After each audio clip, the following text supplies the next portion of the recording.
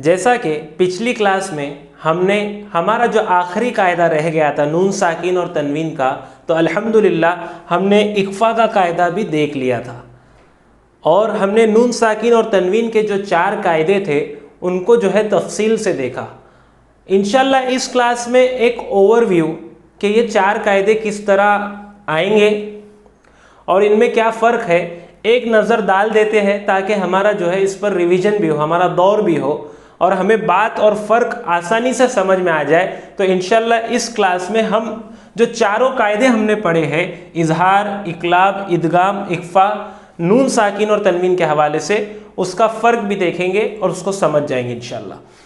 तो कायदा हमारा जो शुरू हुआ था वो हुआ था नून साकिन से लेके, कि जिस नून पर जज़म हो वो नून साकिन होता है। हमने हमारी कायदे की इब्तिदा यहाँ से की। फिर हमने एक वीडियो में ये चीज़ देखी कि जो तनवीन होता है 2 ज़बर 2 ज़ेर और 2 पेश, वो इस नून साकिन के बराबर होता है। जैसे यहाँ मैंने लिखा हूँ ता नून ज़बर तन, अगर मैं लिख लेता ता 2 ज़बर तो ये तन तन, यानी इससे हमने एक बेसिक फॉर्मूला बना लिया था कि नून साकिन और तनवीन इनकी आवाज़ यकसा है। अब इनके जो कवायद आए, रूल्स एंड रेगुलेशंस आए कुरान में, वो 4 आए थे। यानी इनकी आवाज़ का जो नेचर होता था वो बदलता हुआ रहता था। यानी ये एक ही चीज़ होगी, तन या फिर तन, कोई भी हर्फ के साथ आ सकता है, अन, बन, तन, इन, बिन, तिन, उन, बुन, तुन, कुछ भी रह सकता था। लेकिन ये 4 कैटेगरी में उनकी आवाज़ बढ़ जाती थी और कौन से कैटेगरी में कैसा पढ़ना था ये हमने तफसील से देखा। अब इंशाल्लाह जो है हम एक सिर्फ ऊपरी नज़र डालने वाले हैं ताकि हमको और आसानी से समझ में आ जाए। तो सबसे पहले हमने जो चीज़ देखी थी कायदों में वो इजहार देखा था, और इजहार का माना हमने पढ़ चुके थे कि जाहिर करना।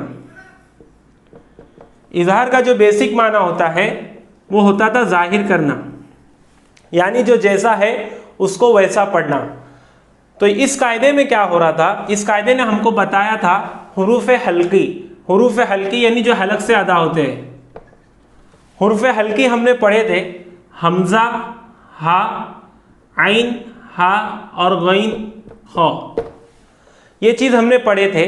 अगर ये नून साकिन और तनवीन के बाद ये 6 हर्फ आ रहे थे, हमज़ा, हा, आइन, हा, गईन, खौ, तो क्या हो रहा था, नून साकिन की आवाज़ जाहिर हो रही थी। यानी ता नून ज़बर तन, ये होता है जाहिर करना, यानी जैसी आवाज़ थी वैसी ही आवाज़ को रखना, इसको कहते हैं जाहिर करना। तो जब भी नून साकिन और तनवीन के बाद ये 6 हर्फ आ रहे थे तो हम क्या कर रहे थे, तन, अन, बन, सन, उन, बुन, यानी जैसी आवाज़ हकीकत में उसकी थी वैसी ही उसको पढ़ रहे थे। इतना समझ में आ गया था। जिसे नहीं आया वो इजहार की वीडियो जाकर देख सकता है। इकलाब में हमने क्या देखा कि इकलाब का माना हमने देखा बदलना या स्विच करना, जिसको मैंने इंग्लिश में बताया था कि स्विच करना। ठीक है, ये जो होता था ये सिर्फ एक हर्फ पे होता था। यानी जब भी नून साकिन या तनवीन, नून साकिन या तनवीन के बाद हर्फ बा आता तो हम नून साकिन की आवाज़ को मीम में बदलते। काय में बदलते थे? मीम में बदलते थे। ये जो मीम आपने देखा होगा कुरान में, बड़ा मीम नहीं, छोटा मीम रहता था नून साकिन के बाजू, ये हमारी समझ के लिए दिया हुआ होता था। ये कब आता था? जब भी ये नून साकिन आएगा उसके बाद वाला हर्फ अगर बा रहता था तो ऊपर इस तरह का मीम आता था, और जब भी ये मीम आता था हम ऑटोमेटिक इस नून को नहीं पढ़ते थे, बल्कि इस मीम को इक्फा और गुन्ना के साथ पढ़ते थे। यानी ता नून ज़बर तन था, लेकिन जब भी उसके बाद बा आ रहा था तो हम क्या कर रहे थे, तन के बजाय क्या पढ़ रहे थे, तम, तिंग, तुम, इक्फा और गुन्ना के साथ पढ़ रहे थे। इसको कहते थे इकलाब। क्यों? क्योंकि हमने नून साकिन की आवाज़ को बदला, नून साकिन की आवाज़ को स्विच किया, किससे? मीम से, और गुन्ना और इक्फा के साथ पढ़े। ये कायदा था इकलाब का, यानी बदलना। ये था जाहिर। अब देख रहे हो यहाँ पर तन का तन ही हो रहा है और यहाँ पर तन का क्या हो रहा है, तम, तिंग, तुम, जो भी रहेगा। अगर ज़बर ज़ेर पेश कोई भी हर्फ रह सकता है, हमको बाद वाला हर्फ देखना था।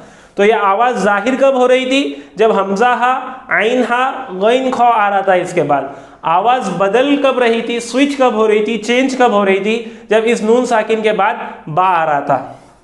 फिर हमने इदगाम देखा।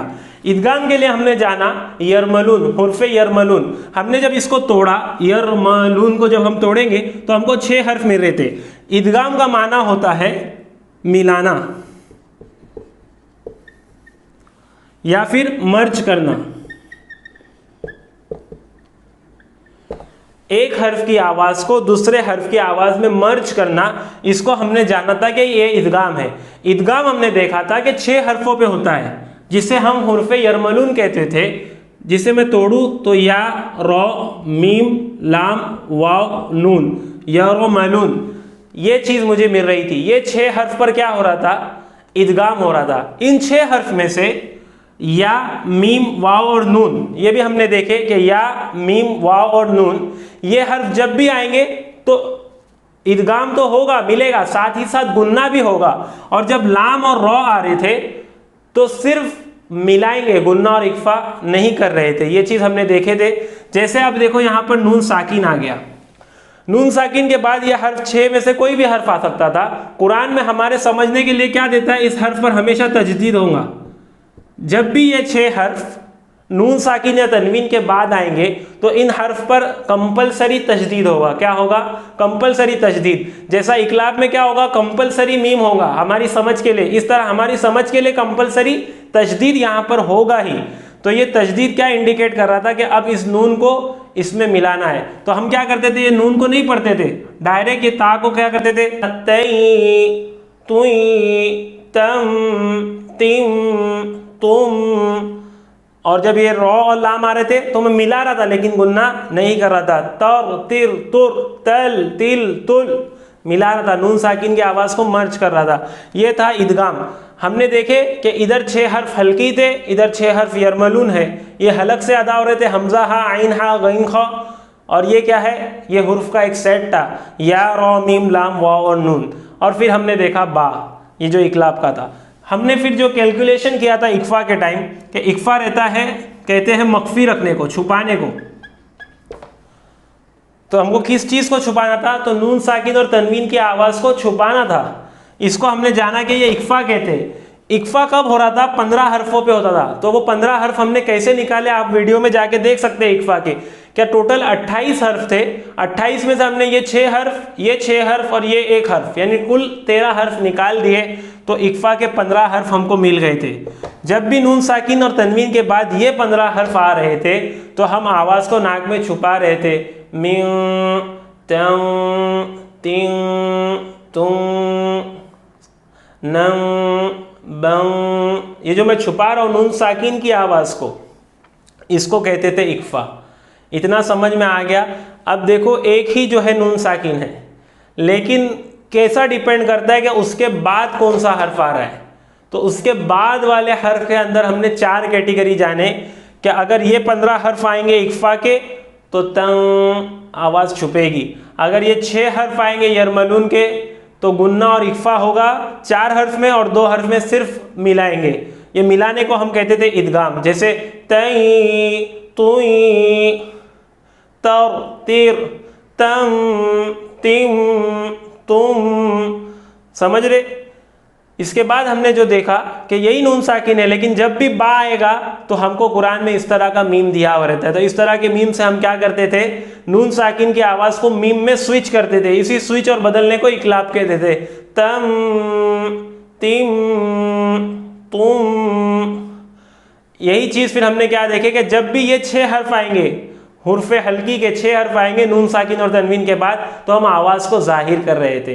तन, तन, तीन, तुन, बन, बिन, जैसी उसकी हकीकत की आवाज़ थी उसी तरह उसको कर रहे थे। ये चीज़ आपको समझ में आई। ये सिर्फ एक ओवरव्यू था, तफसील हर एक कायदे पर मौजूद है। आप जाके वीडियो में देख सकते हैं, इज़ार का कायदा, इकलाब का कायदा, इदगाम का कायदा, इक्फा का। ये एक शॉर्ट और क्विक रिवीजन था, इसलिए हो सकता है कोई पॉइंट छूट भी गया होगा, लेकिन आपको इंशाल्लाह अल्लाह से उम्मीद करता हूँ कि याद होगा। आप अगर इसको तफसील से समझना चाहते तो वीडियोस मौजूद है।